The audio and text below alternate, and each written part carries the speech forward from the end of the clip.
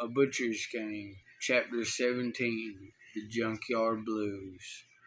One night I had to get away from Mary in the hotel she was at in Florence, South Carolina.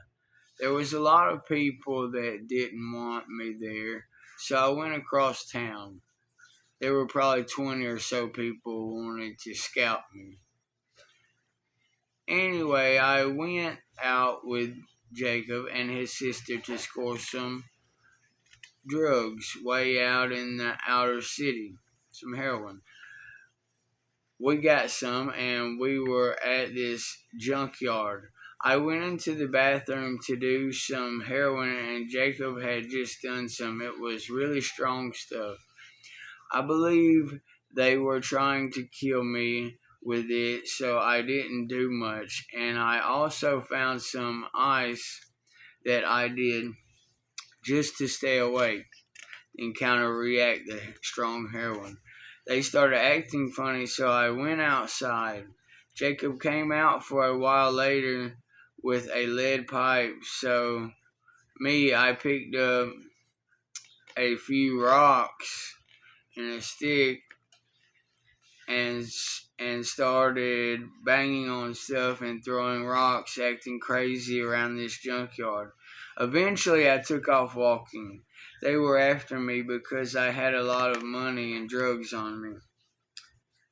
That was the surface appearance. Only later would I realize that in this instance, the things that you could see with the naked eye were not the only things going on here, or things are not always what they seem. They were trying to get rid of me for other reasons, and they were not the root of the problem.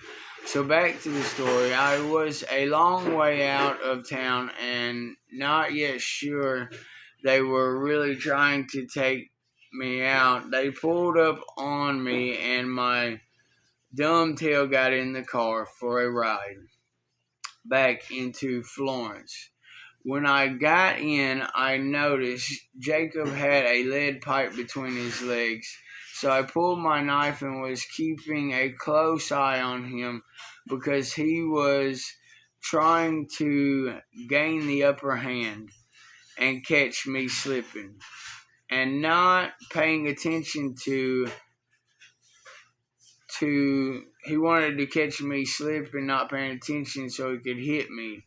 Anyway, I acted a fool. Then we arrived on the outskirts of town at a red light and stopped for it. I jumped out the car and it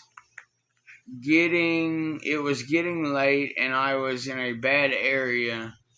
I started walking. I got into a place where U-Hauls were rented out and I could hear someone behind them waiting for me to get there. So I ducked and dodged, ran in the street, then the police were called. I had also called a taxi who refused to give me a ride. The police were called when I almost got ran over in the street. The police arrived and luckily I had lost my drugs in the mix of things. I told them I needed to get to a hotel, showed them my money. They proceeded to take me down the street and took me out the car to talk to me, to talk to the hotel people in the lobby. The people that ran the hotel wouldn't let me stay. Also, people that were standing outside the hotel started calling me a snitch, which I am definitely not. They started calling me that because I was riding with the police and this was a really bad area. Like I said, so they took me to Highway 52 and dropped me off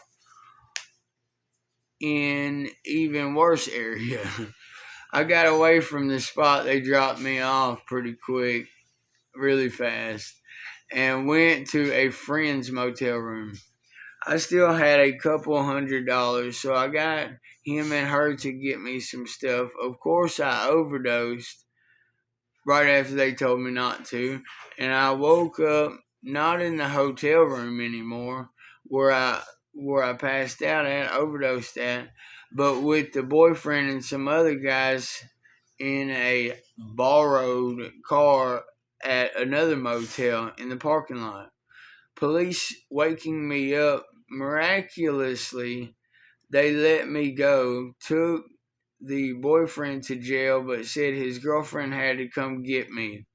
And I had to stay there with her for the night because I was very high. I stayed there and she gave me back about half my drugs, and I stayed with her and her girlfriend until morning, safe and sound.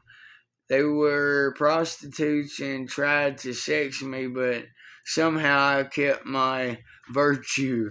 I don't really know how I stayed alive that night, and I didn't know why God kept me alive, but today I do know why. But at the time I didn't. Now I know only God could save me like that so many times, and it's not to be ordinary. It's only because I have a higher calling in a purpose to bring people to Him. A lot of people, if the Lord be willing, if He would save me, He would save you too. Because you're bigger than you think. And you can do more than what you think you can. So don't let any don't let you talk yourself out of your promise. Bless you.